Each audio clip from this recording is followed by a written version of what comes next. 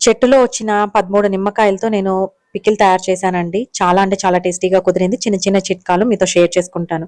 First అయితే 13 నిమ్మకాయల్లో 9 నిమ్మకాయలు, ఒక్కొక్క నిమ్మకాయని 8 పీసెస్‌గా కట్ చేశాను. ఒక జార్‌లో తీసుకున్నానండి. మిగతా 4 నిమ్మకాయలు ఇలా రసం తీశాను.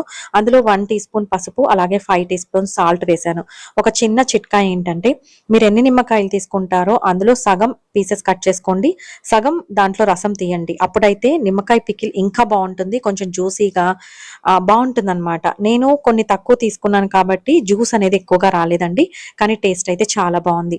ఇలాగా 1 డే తర్వాత ఓపెన్ చేసి ఒకసారి కలుపుకోవాలి. ఇలాగా ప్రతిరోజు ఓపెన్ చేసి తడి లేని స్పూన్‌తో ఒకసారి మిక్స్ చేసుకోవాలండి. ఇలా 4-5 డేస్ అయిన తర్వాత బాగా ఊరిపోతుంది.